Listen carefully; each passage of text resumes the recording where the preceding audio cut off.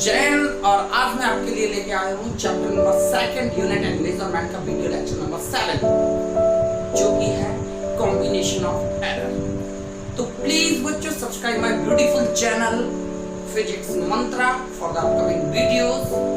और बच्चों आज हम लोग बात करने वाले हैं लेक्चर नंबर 7 में कॉम्बिनेशन ऑफ एरर।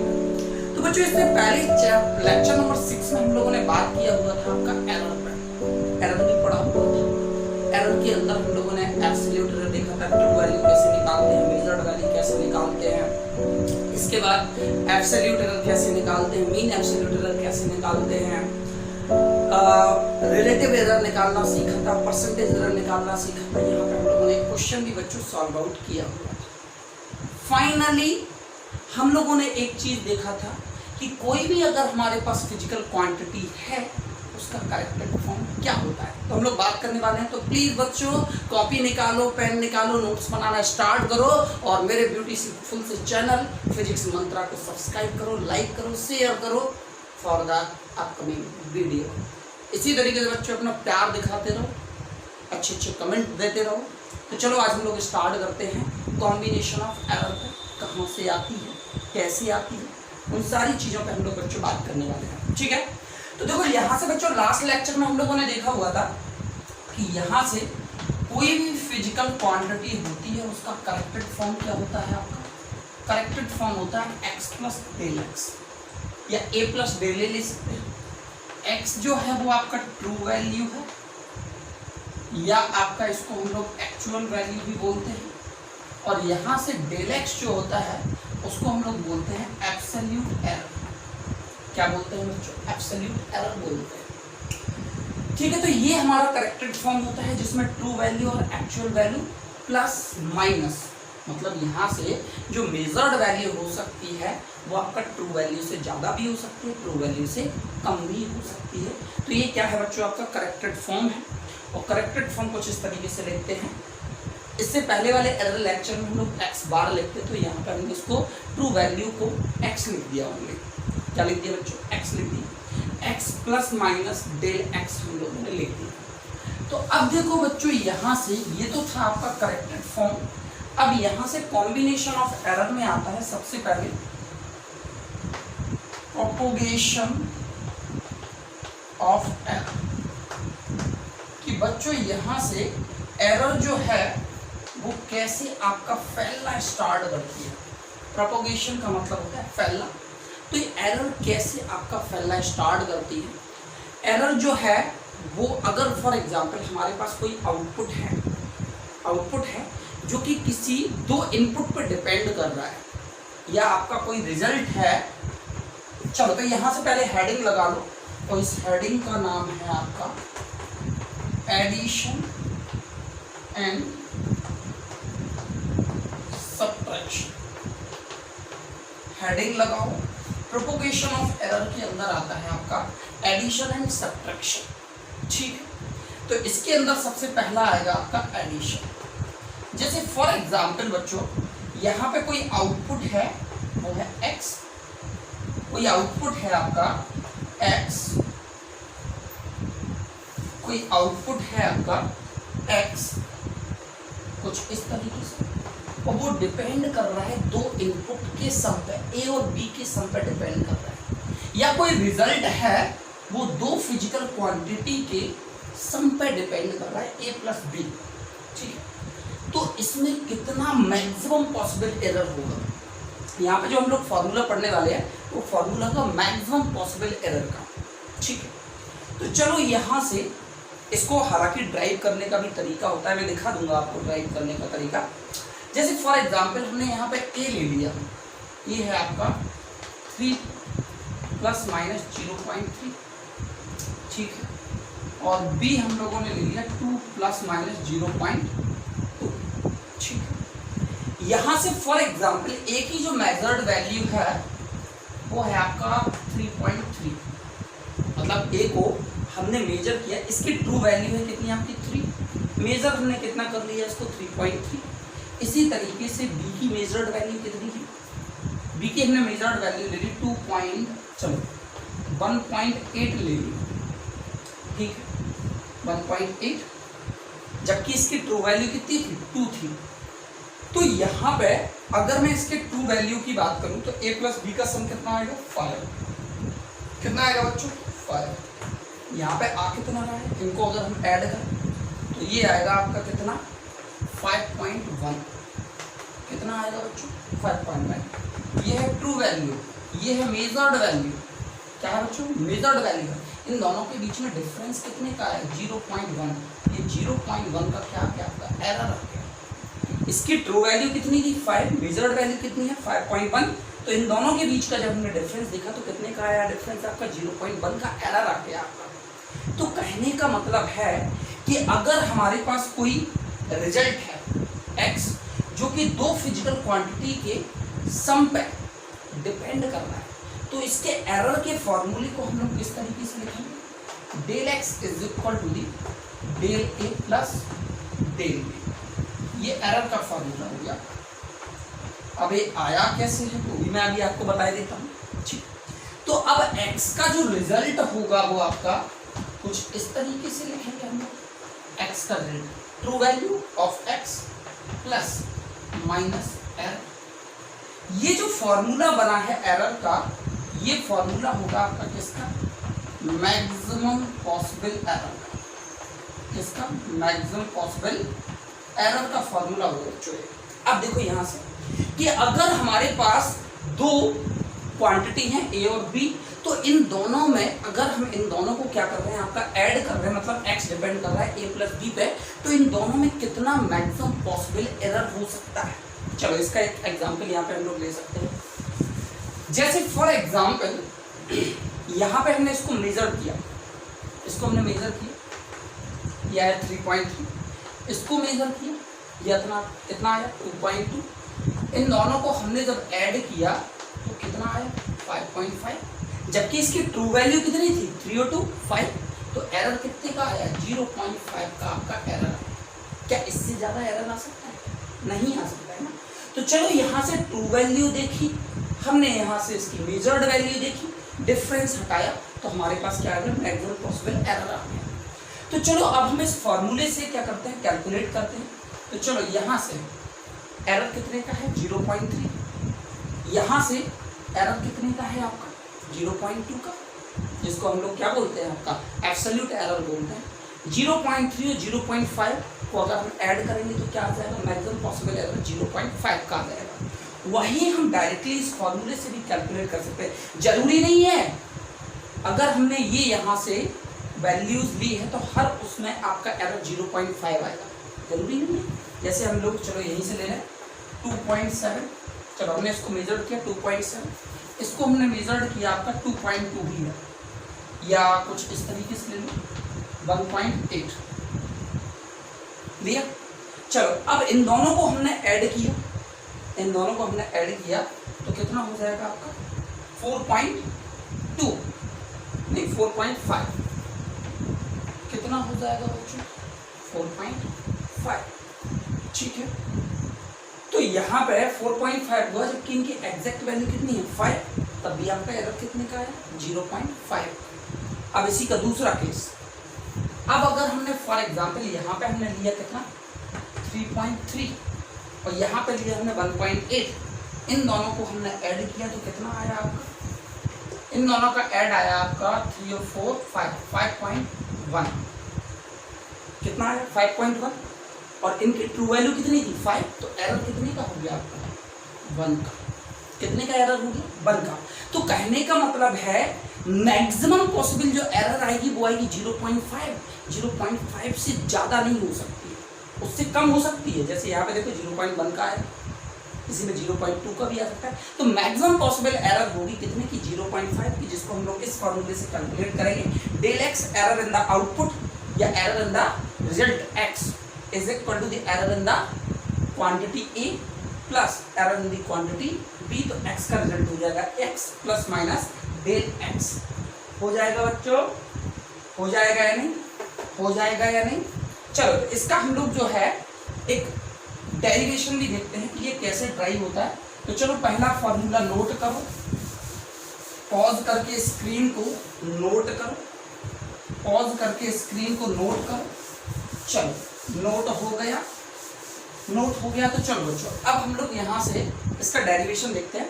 हम एक का ही डेरिवेशन यहाँ पे बताते हैं, हालांकि ड्राइव सबका होता है लेकिन हम एक का ही आपको बताएंगे। चलो देखो यहाँ जैसे for example x is equal a plus b, x का करेक्टेड फॉर्म क्या होगा इसका, true value plus minus absolute. Same thing for a के लिए कितना हो जाएगा आपका, a के लिए हो जाएगा a plus minus del a, और b के लिए हो जाएगा b plus minus del b। हो गया। चलो इसको अरेंज कर दो, x plus minus del x, a plus b separate कर लिया, प्लस माइनस इसमें भी है प्लस माइनस इसमें भी है, मैंने कॉमन ले लिया, अंदर लिख दिया del a plus del b। चलो x इज इक्वल टू क्या था, a plus b, x is equal to the हमें मिल गया a प्लस बी, हमने इन दोनों को हटा दिया। a प्लस बी की जगह पे आप x पुट कर दो, फिर कैंसिल आउट कर दो, then no problem at all. अब इसको कंपैरिजन करते हैं, तो del x is equal to कितना आ जाएगा, del a plus del b। ये फॉर्मूला आपके सामने आ जाएगा, प्लस माइनस था तो यहाँ पर भी प्लस माइनस कंपैरिजन कर दिए, तो डेल x की जगह पे आपको क्या दिख रहा है, del a plus del b दिख रहा है। जल्दी से नोट करो, नोट करो, जल्दी से नोट करो, नोट करो। तो चलो अब इसी पे बेस्ड हम लोग एक क्वेश्चन सॉल्व आउट करते हैं आपका, जल्दी से तेजी में। क्वेश्चन है आपका कुछ इस तरीके से, इट मीन्स क्वेश्चन यहाँ से लगाते हैं, question number first,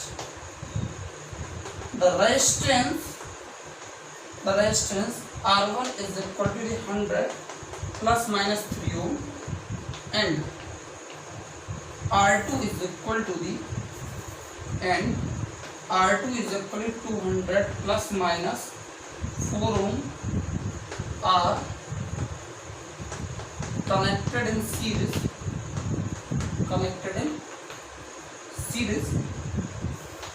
what is the equivalent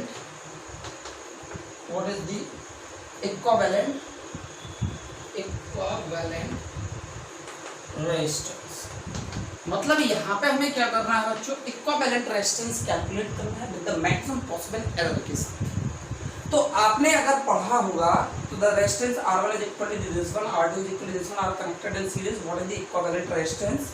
तो चलो what is the equivalent resistance, series में कनेक्टेड हो गया।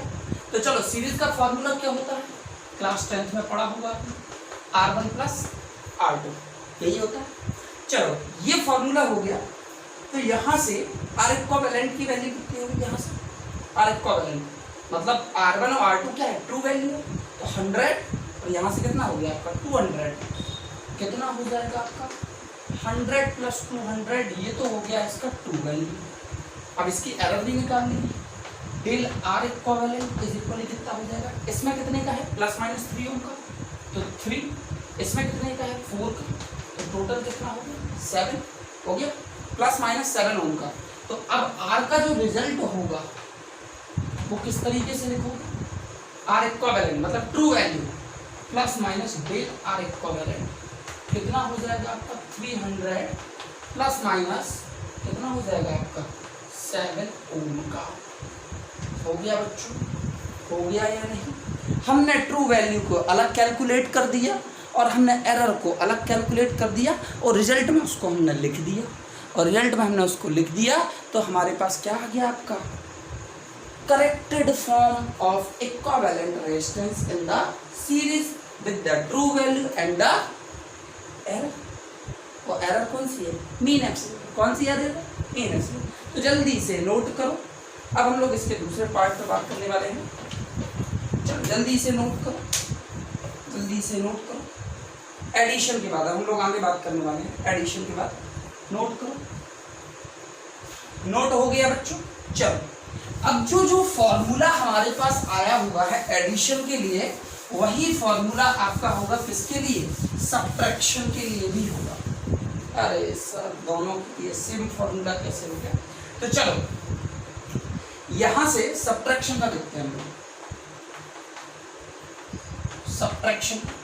अब इसका समझना है, यहाँ से एडिशन और सब्ट्रैक्शन का सेम फॉर्मूला होता है। जैसे हमारे पास ये रिजल्ट था x, जो कि डिपेंड कर रहा है डिफरेंस ऑफ 2 इनपुट या 2 फिजिकल क्वांटिटी। ठीक है, फिर से वही वैल्यू ले लो, a is equal to the 3 plus minus 0.3 और b is equal to the, इसको इस तरीके से लिख लूंगा, a is equal to 3 plus minus 0.3 और b is equal to 2 plus minus 0.2। ठीक है, अब हमें डिफरेंस निकालना है। क्या निकालना है? डिफरेंस। तो चलो यहां से फॉर एग्जांपल a की वैल्यू हमने मेजर्ड करी कितनी 3.3, b की हमने मेजर्ड करी वैल्यू कितनी 1.8, क्योंकि प्लस माइनस 0.2 ओम का है ना, यहाँ पे भी 0.3 ओम का है। इन दोनों के बीच का डिफरेंस कितना आया 0.5 सॉरी 1.5 का। कितने का आया 1.5 का, जबकि इन दोनों ट्रू वैल्यू के बीच में डिफरेंस कितने का आना चाहिए 1 का, तो यहाँ पे कितने का आ रहा है 1 का, तो 1 और ये कितना है 1.5, तो एरर कितने का आ रहा है 0.5 आ रहा है नहीं। अब चलो इसको इस तरीके से देखो 0.3 0.2, तभी तो हमारे पास क्या है 0.5, 0.3 0.2, तो हमारे पास क्या है 0.5। मतलब यहाँ पे अभी अगर जब हम सब्ट्रैक्शन कर रहे हैं दो फिजिकल क्वांटिटी का या a माइनस बी का, तो यहाँ पे भी जो एरर होगी मैक्सिमम पॉसिबल एरर होगी, वो भी किस पर डिपेंड करेगी आपका sum of the error of a and sum of the error of b। इसका भी बच्चों डेरिवेशन होता है, इसका डेरिवेशन मैं करवाऊंगा नहीं, क्योंकि अगर मैं सबके डेरिवेशन आपको करवाने लगा तो प्रॉब्लम हो जाएगी, टाइम ज़्यादा लगेगा। ठीक है, तो चलो यहाँ से मैं लिखिए दे रहा हूँ मैक्सिमम पॉसिबल एरर जो कि हो जाएगा del x is equal to del a plus del b। Maximum possible error है, इससे कम भी हो सकती है लेकिन इससे ज़्यादा नहीं होगी। कम देखो कैसे होगा, जैसे मैंने फॉर एग्जांपल इसको मेजर किया 2.7, इसको मैंने मेजर कर लिया कितना आपका, ये आपका फॉर एग्जांपल 1.8 हो गया। ठीक है, अब इन दोनों के बीच में आपका अगर मैं यहाँ से सब्ट्रैक्शन करूँ, जैसे इसका हो गया 2.7 और इसको मैंने मेजर किया तो कितना है आपका 1.8, इन दोनों के बीच में मैंने सब्ट्रैक्शन देखा तो कितने का आएगा आपका, ये हो जाएगा 0.9 का, जबकि आना कितने का चाहिए था 1 का, आया कितने का 0.9 का, तो डिफरेंस कितने का आया 0.1 का आया ना। मैंने ये चीज बोली हुई है कि यहाँ पे अगर सब्ट्रैक्शन होगा वो सब्ट्रैक्शन 0.5 से, मतलब जो मैक्सिमम पॉसिबल एरर होगी वो 0.5 से ज़्यादा नहीं होगी, मतलब 0.5 मतलब 0.3 प्लस 0.2, मतलब यहाँ पे एरर को ऐड कर दो मैक्सिमम पॉसिबल एरर निकल के आ जाएगी। सब्ट्रैक्शन में एरर नहीं निकाल रहा हूँ बच्चों, मैक्सिमम पॉसिबल एरर निकाल रहा हूँ, तो इसका जो रिजल्ट हो जाएगा आपका इसका x का, वो x का रिजल्ट जो हो जाएगा वो कितना होगा x plus minus del x हो जाएगा। कितना हो जाएगा बच्चों x plus minus del x, मतलब true value plus absolute error. Note करो जल्दी से नोट करो। चलो नोट हो गया बच्चों, तो अब हम लोग बात करते हैं यहाँ पे नेक्स्ट वन चीज की। सब्ट्रैक्शन के बाद आता है नेक्स्ट वन, जिसे हम लोग बोलते हैं आपका मल्टीप्लिकेशन। अब अगर हमारे पास जो आउटपुट है या जो रिजल्ट है यहाँ से, हाँ एक चीज हम लोग बोल सकते हैं यहाँ पे, नोट करके एक चीज और लिख लो बच्चों। क्या लिखना है वो आपका, एरर आर ऑलवेज, नोट करके एक पॉइंट लिख लो, error are always added in addition and subtraction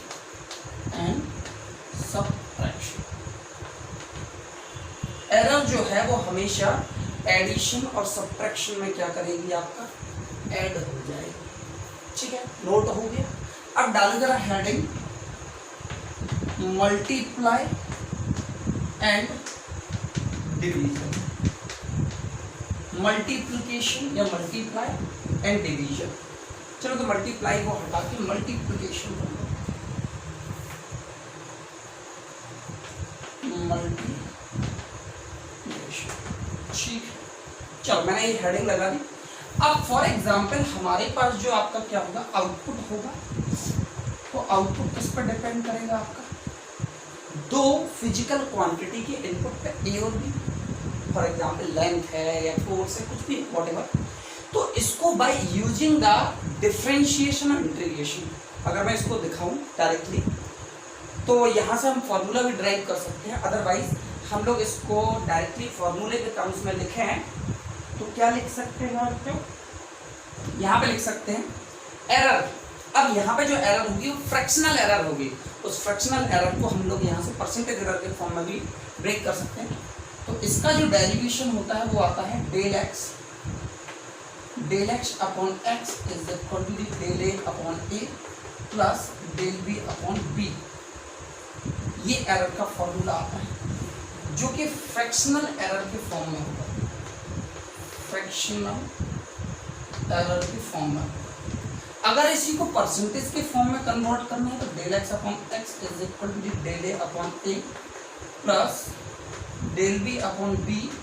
इस साइड भी 100 से मल्टीप्लाई करो और इस साइड भी 100 से मल्टीप्लाई कर दो, फिर इसमें कन्वर्ट हो जाएगा आपका परसेंटेज एरर में, परसेंटेज एरर।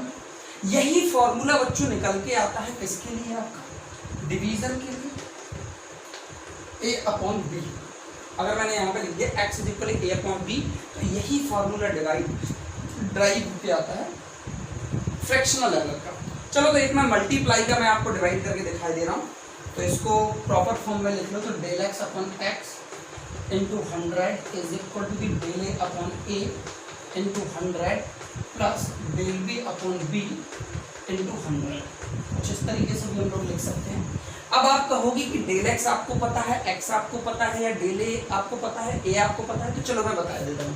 अभी हम लोग कुछ इस तरीके से लिख रहे थे, आपको ये वैल्यू होगी आपकी किसकी, एक ही जगह पे आपको करोगे, ठीक है, ट्रू वैल्यू। और यहाँ से डेल ए क्या होगा आपका 0.3, डेल बी बी भी लिख लो यहाँ पर 2 प्लस माइनस 0.2। तो बी की यहाँ पर डेल बी की वैल्यू कितनी होगी 0.2 और बी की वैल्यू क्या होगी आपकी 2, पता है, हम लोग पुट करेंगे परसेंटेज एरर के टर्म्स में कैलकुलेट करेंगे। तो ये फॉर्मूला हो गया आपका एडिशन एंड मतलब मल्टीप्लिकेशन एंड डिवीजन का। नोट करो बच्चों, नोट करो। अब देखो यहाँ पे हालांकि मैं ड्राइव कर सकता हूँ लेकिन मैं कर नहीं रहा हूँ क्योंकि यहाँ पे टाइम टेकन होगा, हमें यहाँ पे क्वेश्चन सॉल्व आउट करने हैं, ठीक है। तो चलो एक और हमारे पास कंसेप्ट आता है, एडिशन हो गया, सब्ट्रैक्शन हो गया, मल्टीप्लिकेशन हो गया, डिवीजन हो गया। तो अब हमारे पास नेक्स्ट वन कंसेप्ट आता है जिसे हम लोग बोलते हैं पावर या error in the power of a quantity. Error in the power of a quantity. अगर हमारे पास कोई क्वांटिटी है और उस क्वांटिटी के ऊपर क्या है पावर, जैसे मैंने लिख दिया x is equal a to the power n, ये हमारे पास एक्सप्रेशन है। मतलब यहाँ पे अब जो एरर है वो किसमें है, आप पावर में है। कैसे कैलकुलेट करोगे, इसका जो एरर का फॉर्मूला होता है del x upon x is equal, power को मल्टीप्लाई कर दो, पावर को मल्टीप्लाई कर दो और इस बेस को क्या कर दो फ्रैक्शनल एरर के फॉर्म में लिख दो, del a upon A. Power को मल्टीप्लाई कर दो, पावर को मल्टीप्लाई कर दो और इस बेस को क्या कर दो फ्रैक्शनल एरर के फॉर्म में लिख दो। अगर इसी को आपको क्या करना है परसेंटेज एरर के फॉर्म में लिखना है तो n into del a upon a into 100 भी लिख सकते हो। तो ये हो गया आपका फ्रैक्शनल एरर, ये हो गया आपका परसेंटेज एरर, ठीक है। चलो इसी का दूसरा, ये जैसे फर्स्ट वन, एक और मैं एक्सप्रेशन दिए दे रहा हूँ x is equal to a to the power p plus b to the power q upon c to the power r। अब इसका एरर का फॉर्मूला आपको बनाना है, कुछ भी नहीं करना है आपको, पावर को मल्टीप्लाई में लिखो, जो भी टर्म हो उसके बेस को फ्रैक्शनल एरर के फॉर्म में लिखते जाओ, प्लस लगा के अदर क्वांटिटियों को with the multiplication of power into the fractional error of the base. तो चलो इसको क्या लिख सकते हैं, del x upon x is equal to the a के ऊपर पावर कितनी है p, तो p into del a upon a plus b के ऊपर पावर कितनी है q, तो q into del b upon b fractional error. c के ऊपर पावर कितनी है r, तो r into del c upon c लिख दिया। कुछ भी नहीं करना है आपको, ये नहीं देखना है न्यूमरेटर में है डिनोमिनेटर में है कहाँ पे भी है, आपको क्या करना है बस जो आपका टर्म है उस टर्म की पावर को मल्टीप्लाई में लाना है और जो बेस है उसका आपको फ्रैक्शनल एरर के फॉर्म में लिख देना है। सेम थिंग बी का भी प्लस लगा के लिख दिया, सी का भी प्लस लगा के लिख दिया। आपको न्यूमरेटर और डिनोमिनेटर में नहीं देखना है बच्चों, क्या करना है आपको न्यूमरेटर और डिनोमिनेटर में नहीं देखना है। अब इसी में 100 का मल्टीप्लाई कर दो तो आपका किस में आ जाएगा, आपका ये हो जाएगा परसेंटेज एरर के फॉर्म में। नोट करो बच्चों, नोट करो, स्क्रीन को पॉज करो और नोट कर लो, स्क्रीन को पॉज करो और नोट कर लो। चलो अब हम लोग यहाँ पे स्टार्ट करने वाले हैं कुछ न्यूमेरिकल, 4-5 न्यूमेरिकल अब हम लोग यहाँ पे स्टार्ट कर रहे हैं। तो write down the question number first. चलो तो बच्चों क्वेश्चन है the resistance R is equal to the V upon I where V is equal to the 100 plus minus 5 volt and I is equal to 10 plus minus 0.2 ampere. क्या निकालना है, percentage error निकालना है R में। तो चलो बच्चों पहला फॉर्मूला आपको क्या दिख रहा है, R is equal to V upon I, मतलब किसका है, डिवीजन वाला फॉर्मूला है। तो इसको हम लोग इसके फ्रैक्शनल एरर के फॉर्म में क्या लिख सकते हैं, del V upon V plus del I upon I लिख सकते हैं बच्चों, क्या कर सकते हैं, लिख सकते हैं ना। चलो अब इसी का अगर परसेंटेज एरर आपको बनाना है तो क्या करोगे आप, 100 से मल्टीप्लाई करोगे। चलो तो del V upon V into 100 plus del I upon I into 100 हो गया। चलो del R upon R into 100 जो कि आपका क्या हो गया, परसेंटेज एरर के टर्म्स में डेल V मतलब 5 वोल्ट, तो 5 अपॉन V की वैल्यू कितनी, 100 इंटू 100 प्लस यहाँ से डेल I की वैल्यू कितनी है, 0.2 अपॉन I की वैल्यू कितनी है, 10 इंटू 100।